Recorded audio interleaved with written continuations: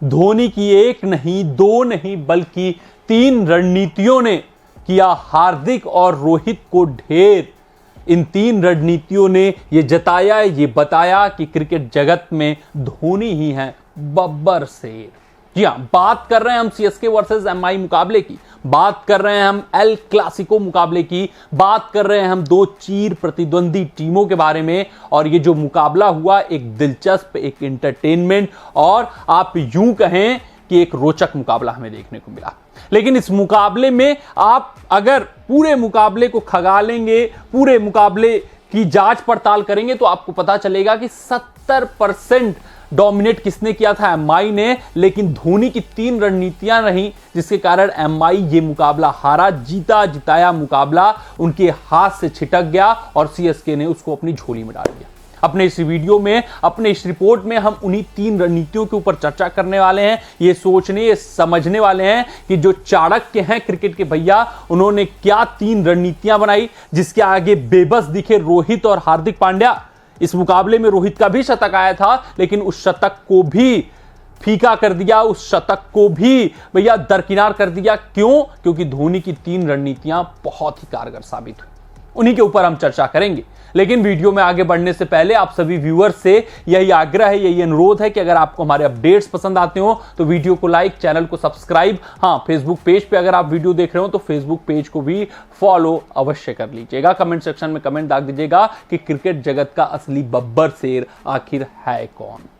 आइए सबसे पहले सबसे बड़ी रणनीति के ऊपर चर्चा कर लेते हैं जो इस मुकाबले के पहली पारी के पहले ओवर में देखने को मिला। वो ये था कि गायकवाड़ को नंबर 3 पर भेजना और उसके बाद रहाड़े से ओपन कराना। रहाड़े से ओपन कराने का सिर्फ और सिर्फ यही मतलब पॉइंट था कि वो तेज गेंदबाजी अच्छा खेलते हैं, पावर प्ले का इस्तेमाल कर सकते हैं। और उससे भी बड़ी बात और खास बात ये जो टीमें स्ट्रेटजी बनाकर आ रही थी कि भैया स्पिन दुबे को नहीं अलाउ करना है, स्पिनर्स उनके सामने नहीं करना है। गायकवाड़ भी स्पिनर्स के उतने अच्छे खिलाड़ी हैं, तो उन्होंने कहा कि चलिए मैं 2-2 स्पिनरों को रखता हूं, आप कब तक स्पिनर रोकेंगे, कैसे रोकेंगे वो देखूंगा। और यहीं पर फंस गए हार्दिक पांड्या। पहले तो रहाड़े जब आए तो वहां पर नबी का ओवर उन्होंने जरूर निकलवाया, लेकिन रहाड़े ने जो विकेट फेंका तो फिर उसके बाद ऋतुराज गायकवाड़ आए, वो स्पिन के बेहतर खिलाड़ी हैं, वहां से उनको स्पिनर्स को हटाना पड़ा। श्रेयस गोपाल का 1 ओवर, वहां पर विकेट आता है रचिन रविंद्र का। फिर उसके बाद जब दुबे गायकवाड़ एक साथ क्रीज पर आ जाते हैं तो हिम्मत नहीं होती है हार्दिक पांड्या की स्पिनर्स को लगाया जाए और वहीं पर रणनीतियां फेल हो जाती है। श्रेयस गोपाल 1 ओवर करते हैं, 2 ओवर आपके नबी करते हैं, माधवाल मात्र 3 ओवर कर पाते हैं और वहीं पर अपने स्ट्रेटजी में कामयाब हो जाते हैं। ये रहाड़े को लगाना, गायकवाड़ को नंबर 3 पर खिलाना, ये तो अपने आप में एक स्ट्रेटजी था ही, बल्कि ये भी था कि एक ऐसे पांचवें बॉलर को इंट्रोड्यूस करना जो उतनी गेंदबाजी न किया हो, जो लय में न दिखा हो और 20वें ओवर में उसका प्रयोग किया जा सकता हो। और वही किया सीएसके टीम ने। 20वें ओवर में जमकर प्रहार किया, वार किया किस गेंदबाज को जो बहुत लय में नहीं है, जिसका आत्मविश्वास उतना अच्छा नहीं है। हार्दिक पांड्या को 26 रन कूटे गए और वही जो 20वां ओवर था वो जीत और हार का कारण बना। क्यों? क्योंकि भैया शुरू में ही चक्रव्यूह रचा जा चुका था और उस चक्रव्यूह में हार्दिक पांड्या बुरी तरीके से फंसे। श्रेयस गोपाल को मात्र 1 ओवर कराना, 2 ओवर नबी को मात्र कराना, 3 ओवर वहां पर 1 ओवर की वहां पर कमी खली, फिर माधवाल से 3 ओवर कराना, 1 ओवर की वहां कमी खली, तो चीजें कठिन दुश्वार हो चुकी थी। और 5वें और 6ठे गेंदबाज का विकल्प जो था वो हार्दिक पांड्या के रूप में या उनके पास था और रोमारियो सेफर्ड के रूप में था। चाहे जो भी गेंदबाज आता, चाहे वो हार्दिक होते चाहे रोमारियो होते, उसको कूटा जाता 20वें ओवर में और वो 26-28 रन से कम नहीं देते और स्ट्रेटजी में सफलतापूर्वक सीएसके आगे बढ़ गए। अगर हम दूसरे रणनीति की बात करें तो वो यहां पर रही। पावर प्ले ओवरों के बाद एमआई के बल्लेबाजों को सिर्फ और सिर्फ लॉन्गर बाउंड्री का इस्तेमाल करने के लिए विवश किया। जो डायमेंशंस थे वानखेड़े पिच का, उसका बखूबी इस्तेमाल किया महेंद्र सिंह धोनी ने और इसको कबूला भी हार्दिक पांड्या ने। कहा कि महेंद्र सिंह धोनी की स्ट्रेटजी थी कि हमें सिर्फ और सिर्फ लॉन्गर बाउंड्री पर हिट करवाएं और वहां पर गलतियां होती हैं। आपको भी पता है कि अगर आप लॉन्गर डिस्टेंस क्लियर करने जाते हैं तो कैच आउट होते हैं, वहां पर हमें खामियाजा भुगतना पड़ा और ये बखूबी सीएसके ने पावर प्ले के ओवरों के बाद किया। धोनी का ये प्लान था, रणनीति था कि भैया जो डायमेंशंस हैं वानखेड़े का उसका प्रयोग करना है, और उसमें फंसते हुए दिखे रोहित, उसमें फंसते हुए दिखे हार्दिक, उसमें फंसते हुए दिखे तिलक वर्मा, जिस कारण से जब 6 ओवरों के बाद मुकाबला चला वो सीएसके के तरफ धीरे धीरे झुकता हुआ चला गया। हर ओवर के बाद ओवर सीएसके मुकाबले में वापसी करता हुआ दिखा और मुकाबला अंततः 20 रनों से अपने नाम कर पाया, क्योंकि उन्होंने फील्ड पर सही रणनीति का इस्तेमाल किया। बात करें तीसरे रणनीति की तो गुरु पाथिराना का महेंद्र सिंह धोनी से बेहतर प्रयोग नहीं किया जा सकता।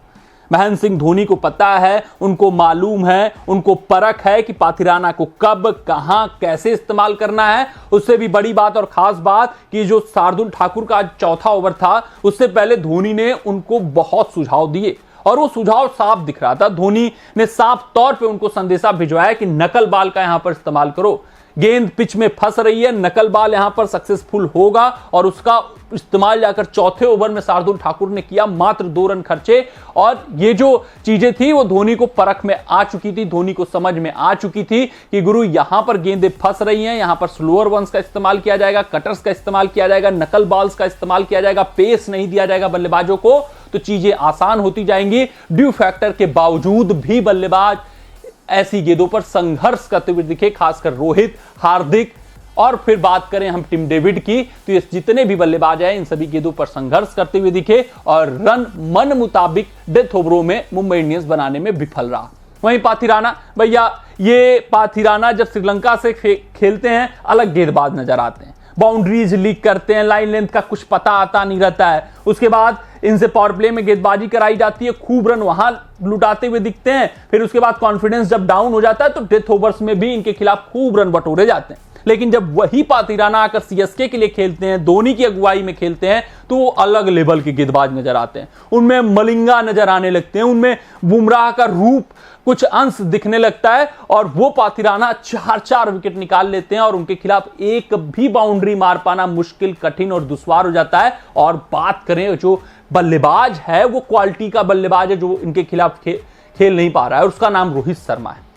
तो पाथिराना को किस तरीके से उपयोग करना है, पावर प्ले में आप चाहे जितना सीएसके के खिलाफ बना लीजिए, रन पाथिराना को उपयोग नहीं होगा, उनका कॉन्फिडेंस वहां पर नहीं डगमगाया जाएगा। उनको 7वें 8वें ओवर में अच्छे से इस्तेमाल किया जाएगा। पहला ओवर वो लेकर आते हैं, बाउंड्रीज पर काफी फील्डर्स लगे रहते हैं, फील्ड छितराई हुई रहती है, जिस कारण से बहुत वहां पर कॉन्फिडेंस उनका नहीं जाता है। जब वो मोमेंटम गेन कर लेते हैं तो धीरे धीरे उनका इस्तेमाल महेंद्र सिंह धोनी शुरू करते हैं और डेथ ओवर्स तक लेकर चले जाते हैं। और आज के भी मुकाबले में देखने को मिला जो शुरुआती 4 विकेट पाथिराना ने निकाले सब उन्हीं के नाम रहा, चाहे वो तिलक वर्मा का विकेट हो, चाहे सूर्या भाऊ का विकेट हो, चाहे ओपनिंग बल्लेबाज ईशान किशन का विकेट हो। ये जो तीनों विकेट निकाले पाथिराना ने वो मैच डिफाइनिंग मोमेंट रहा। तो इन 3 रणनीतियों के कारण, पहला कि पिच पर कौन सी गेंद सफल होगी वो अपने गेंदबाजों को बताना, शार्दुल ठाकुर को बताना कि नकल डिलीवरीज का प्रयोग करो, और उसके बाद बात करें तो बाउंड्रीज डायमेंशंस जो हैं पिच के डायमेंशंस उनका बखूबी प्रयोग करना, जो लॉन्गर बाउंड्रीज है उधर बल्लेबाजों को मारने के लिए विवश करना, और फिर जो ऋतुराज गायकवाड़ और रहाड़े का टैक्टिकल मूव था वो भी कारगर साबित हुआ, जिसके चक्रव्यूह में हार्दिक पांड्या बतौर कप्तान फंसते हुए नजर आए। इन 3 रणनीतियों ने ये तो साबित कर ही दिया है कि भैया क्रिकेट जगत में असली बब्बर शेर सिर्फ और सिर्फ महेंद्र सिंह धोनी ही हैं, उनसे बड़ा कोई रणनीतिकार क्रिकेट जगत में नहीं। ये मिलते हैं अगले रिपोर्ट में, तब तक आप अपना ध्यान दें, सुरक्षित रहें, स्वस्थ रहें, मस्त रहें। जय हिंद, जय भारत। अगर ये वीडियो आपको पसंद आया हो तो इसे लाइक और शेयर करें, और क्रिकेट से जुड़ी अन्य जानकारियों के लिए हमारे चैनल को सब्सक्राइब करना ना भूलें।